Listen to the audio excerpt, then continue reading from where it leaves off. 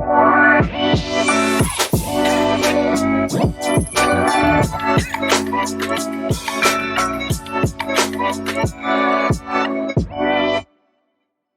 I'm Annette Diabrio, UK Managing Director at Ceuta Group, and this is the original Ceuta Group podcast.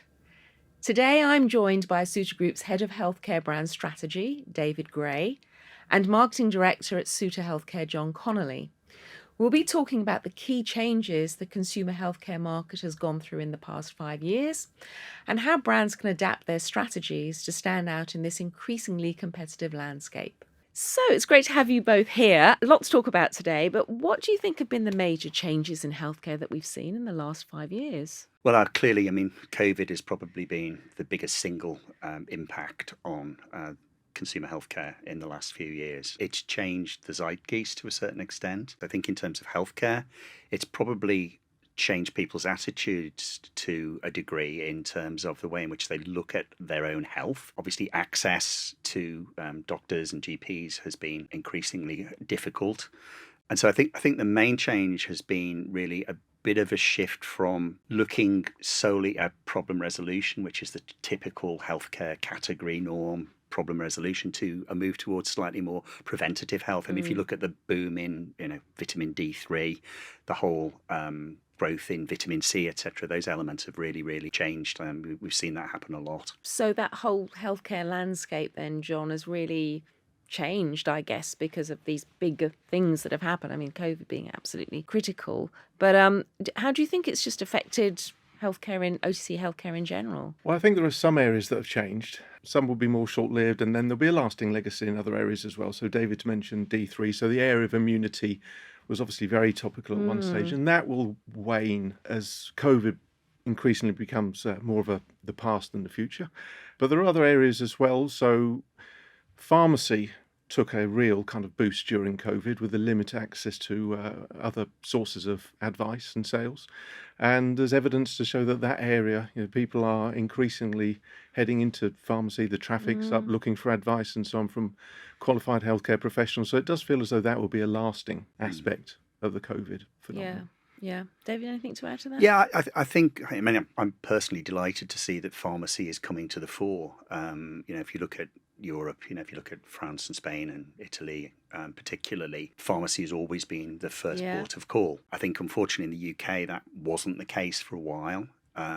Pharmacists are very, very well qualified professionals. They're more than capable of actually diagnosing. I know they're not allowed to, but they are more than capable of, and in many cases, prescribing. So it's good to see also that the government is recognising that, and we're starting to see the role of pharmacy, a bit more of a joined-up healthcare service, I think, is probably the simplest way to. And that's great news, I think, for consumers, for retailers, and for anybody involved in selling and marketing products in this category. I think pharmacists' standing has really risen dramatically since COVID, as you say, because they are fantastic healthcare professionals, provide a great service, and more are becoming prescribing pharmacists as well. And just to say, around from a consumer perspective, increasingly turbulent times, whether it's COVID or whether it's conflict, financial crises, but there's a lot more uncertainty. And in the past, that's when brands have come to the fore, because in this uncertain world, when someone opens the medicine cabinet or to see the reassurance there of brands that are stable and bringing that much desired bit of stability back to their lifestyles, there's been many cases where those kind of traditional mainstay brands have performed quite well in those difficult times. Yeah, as the landscape changes, as consumers have different pressures, as even seasonality changes to a certain extent. We sometimes have a stronger winter than other winters where there's more prevalence of cold and flu, etc.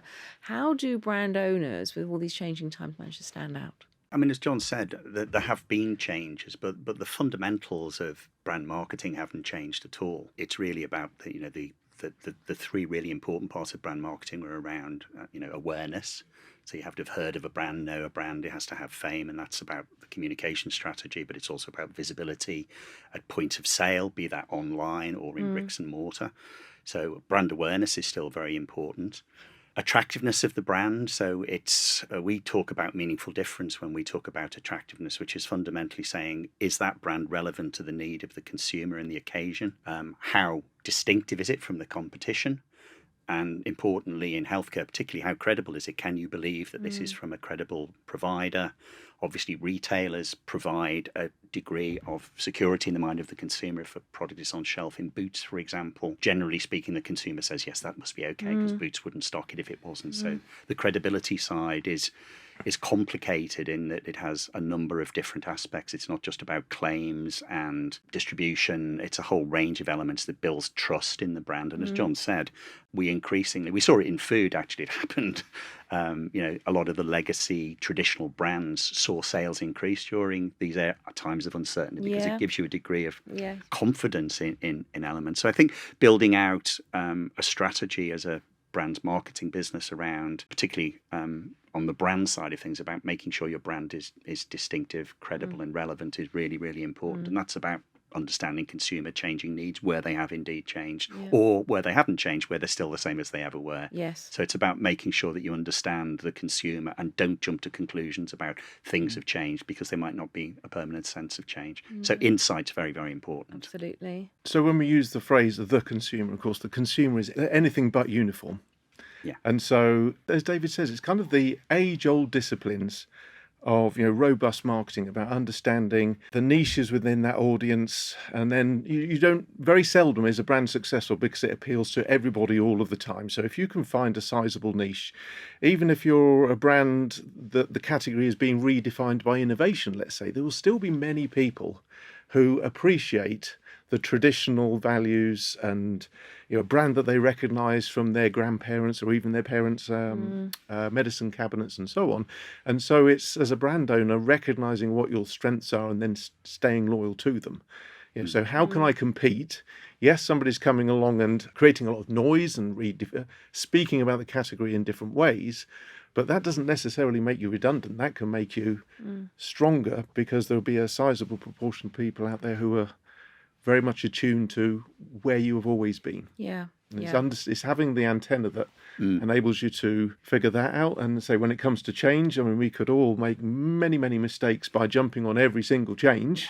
It's only with the benefit of the hindsight you know that that's a trend versus a fad. Yeah. And of course, you back too many fads, that's a very expensive exercise. But if we go back to COVID and we see how so many people went online, we saw the growth of online sales dramatically grow, and we also see clearly social media, and so the way that the brands are communicating has changed a lot, hasn't it, in the last couple of years even? Yeah, I think, in the healthcare space, I mean, there are various phrases that have been coined. Webucation is one of the ones that gets bandied around, where people have increasingly, I mean, it was pre-COVID, it's been going on for a while. The first thing you do now is go to Dr. Google. And if you speak to healthcare professionals, they get quite frustrated sometimes, GPs particularly, because people come in and they've self-diagnosed before they even go and see the healthcare professional.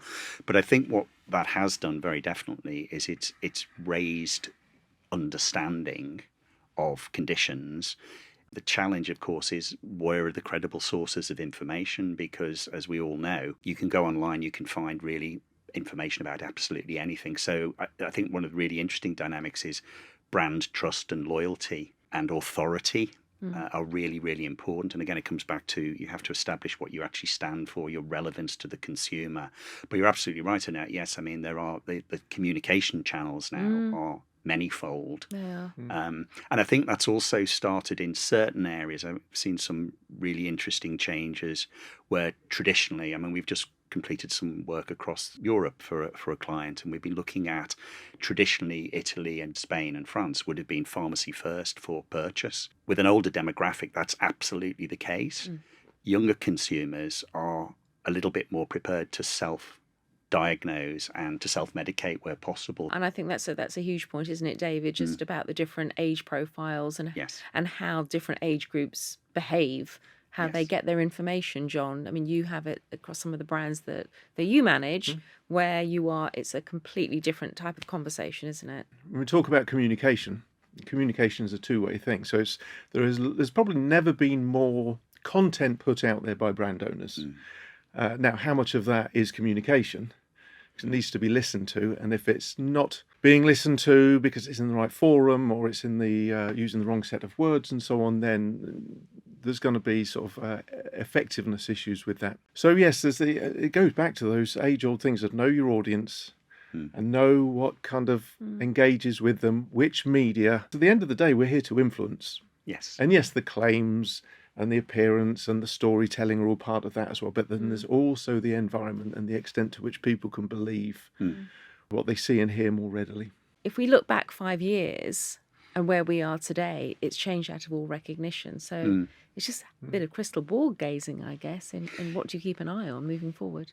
I mean, insight is critical. I mean, understanding the consumer has always been the basis of marketing. If you don't understand your consumer and who's buying your products, then you're starting off with on the wrong But sorry, foot. David, just to interrupt, also before you even launch, it's I think one of the things that we've seen is that work isn't done before you get there. Absolutely. There's a pressure to launch a brand without having found that out first. Yeah, I think one of the I've been in marketing a long time, and I think one of the things that I've seen happen is there was a big shift towards measurable media, if you like, performance marketing, because you can measure it without that necessarily being exactly what people are consuming. So you have to start with a strategy, you have to start with a communication strategy, and then your various communication channels fit into your overall strategy, which is about path to purchase, about consumer consumption, media consumption habits.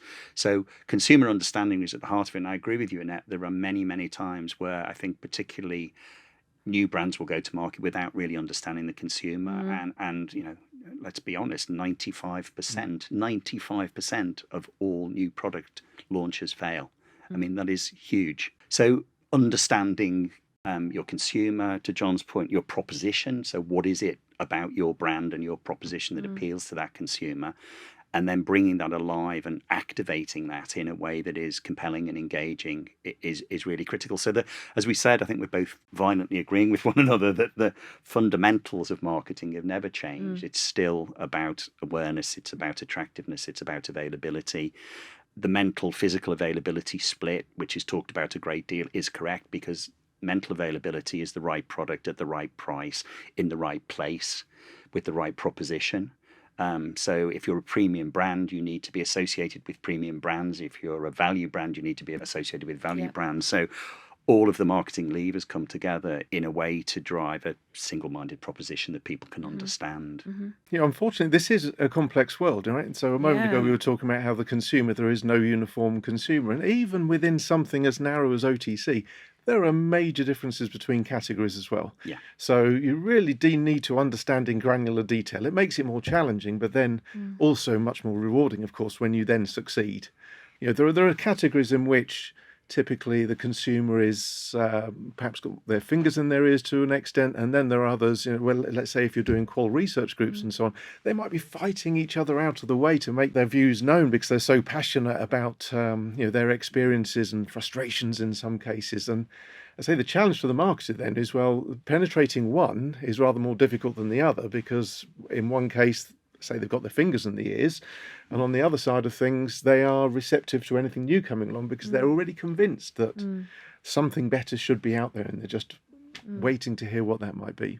And I think just with a view to the future, clearly the industry is promoting self-care, and people are now used to, maybe because they've got waiting times with their GP, they're now used to going to see the pharmacist or looking online for advice. That has moved the way people treat themselves as well, I think.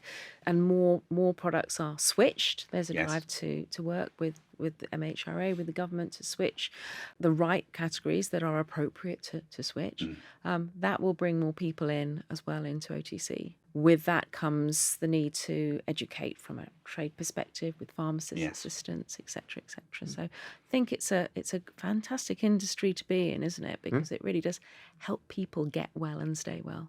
Yeah, and I think there are breakthroughs in science as well around how self-care through things like nutrition can kind of help stave off some of the chronic illnesses. I mean, if you look at the impact of obesity and so on, then you realise that the UK, several years ago anyway, was number 2 in the global league table of obesity. I mean, that's, when you link that to things like type 2 diabetes and so on, just that early stage recognition of how you can help yourself, it won't happen overnight, but over the course of 5-10 years, you'll see gradual improvements, I think, in the or shifts in the way that people manage their long-term health. Yeah. Yeah, absolutely. I mean, I'm very proud to have been involved in the Change for Life campaign that was developed now nearly 20 years ago. Was the beginnings of recognition that lifestyle changes are important, that health isn't binary. It's not just about problem resolution, it's about prevention, it's about lifestyle choices, it's about looking after yourself. And I think the healthcare industry as a whole, not just the OTC, the manufacturing side of things, having more of a joined up, as I was saying earlier, joining up the GPs, the pharmacists, the aftercare, having proper care pathways when you leave hospital. Also, very, very importantly, we have clearly don't have unlimited budgets in the country. And so the more we can direct people to self-care, the less burden that is on the taxpayer. And very often for the user, it's a much more convenient way of there are lots and lots of conditions. Cold and flu is a classic example where you don't need to go to see a doctor. Yes. You can just go and buy a brand over the counter, and there are many, there are two or three, which I can't mention brands obviously, but there are two or three very well known brands in that space that people will go and buy, and they will treat the condition for you. There are brand owners who are outside the UK market who'd like to enter here. They could be from other English-speaking markets like North America, but equally they can be from Europe and German, predominantly German-based. And you've had quite a lot of brands that over your career that you brought in and successfully recommended the right course of action to. Could you just explain a bit how you approach that? Yeah, I mean, I think.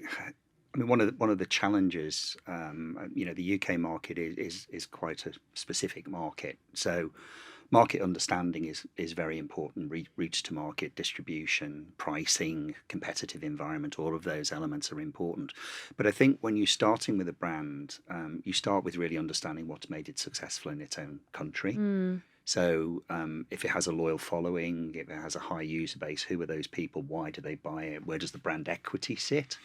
But of course, regulatory environments differ enormously. Yeah. And so transferability of claims, for example, is something where we've seen many times you simply can't just pick up a product from one regulatory domain and move it into another. So understanding the regulatory framework, what you can and can't say, which claims travel, which claims don't travel, what it is about that brand that's made it appealing in one market, does it appeal in another market, is really, really important. So the business intelligence function that we have within the business is important, because what we're looking at really is understanding the brand in its own environment, but also the environment into which it's trying to move. And sometimes it's not transferability. Classic examples are brands that have grown very successfully in one market and have extended their franchise in their own market almost opportunistically, and are sometimes occupying multiple therapeutic categories. Well, you can't just transplant that into another market, because actually most brands start in a therapeutic category with a particular, in healthcare, certainly in licensed medicines, with a particular indication that they become famous for. And then, of course, you can extend once you've established trust and credibility in one therapeutic category. But trying to move into multiple therapeutic categories simply because you have those products, that becomes product marketing rather than brand marketing. So again, you have to start with the brand, you have to start with the consumer, you have to start with the regulatory environment, you have to understand the competitive environment. And of course, in the UK, very different distribution and retail landscape to, say, Europe. Pharmacy being an example. I mean, Boots dominates here in the UK. It's independent pharmacy elsewhere. So again, it's really understanding the similarities and the differences, and then picking on those areas of meaningful difference that you can really exploit into the market. And I think likewise, John, for you, so that would be a brand new brand coming in to a market. It might not be the UK, it might be France, could be Africa, it could be anywhere really, Dave, because you look around the world. There are brands there sitting in the market that have a lot of heritage. Some of them have really just been left to just tick by, and some of those we've managed, and I think that's a different approach again, isn't it? Oh, absolutely. So if we call them tail brands, then some tail brands are in a period or of heritage brands. Well, tail brands, heritage brands, yes. I mean, some tail brands will have heritage and others, I guess, won't. But yes, if we call them heritage brands, then It's quite easy within the bigger organisations in particular just to kind of consign them to an open-ended period of decline and so on. They get less and less attractive from one year to the next, because reversing these things takes effort, but it also takes skill. So the combination of a bit of focus and then rightly applied focus, we've had many examples over the years where we've taken brands that have been in decline for each of the past 10 years, let's say, and within a year or perhaps two, well, first of all, you get stability and then you start climbing because you recognise why people bought them in the first place and you play to your strengths. So, yes, there is a huge amount of value, untapped value in some of the bigger organisations' heritage brands. And I think sometimes we don't realise that when you're trying to bring in something new, there's quite a big steep uphill climb to do that, whereas there's a latent awareness and just this knowledge of how a brand fits into your life, and there's a trust. We've had brands coming on board with 20-30% declines year on year for a number of years. They are falling off the edge of a cliff. Yes. And so it takes an awful lot of effort to first of all slow that decline and then stabilise, and then so it's a very much an evolutionary path. And of course, the art is in how do you collapse that and make it as quickly as possible, because like in many things, confidence is absolutely key. If retailers see your 20 and 30% declines, they start cutting distribution, to David's earlier point about accessibility and so on, then that becomes self-fulfilling. It's very difficult to kind of reverse that once that trend has set in. But if you can develop a message that demonstrates to buyers that we know what we're talking about, we've got the pulse on a significant number of your shoppers here, and give us a little bit of time and we're going to come back with plans that go through that exercise, then I say we've got several case studies where we've managed to turn that round in the grand scale of things in a very short period of time. Absolutely. And without massive investment. It's about more focus and putting the right kind of investment behind the right kind of messaging in the right context, rather than just kind of blasting away and keeping your fingers crossed, hoping for the best. Yeah.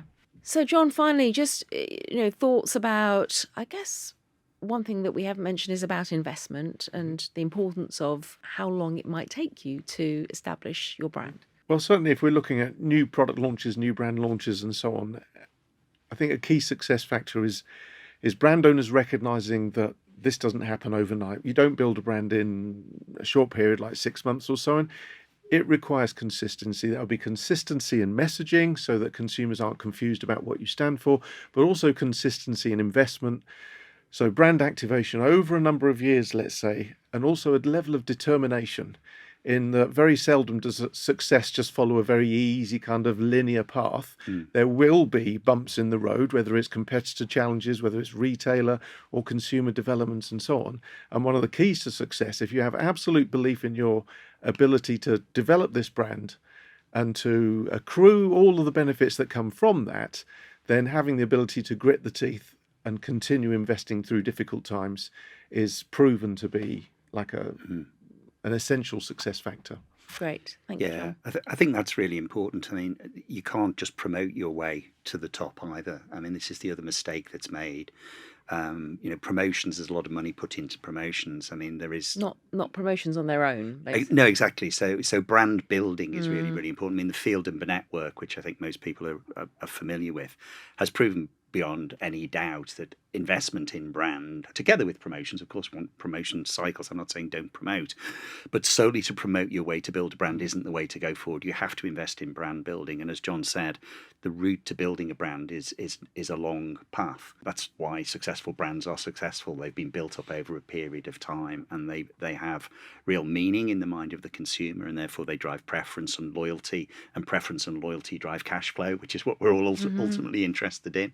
Repeat purchase drives cash flow. Cash flow allows you to reinvest, and that reinvestment in the brand over a period of time will reap rewards. But you have to.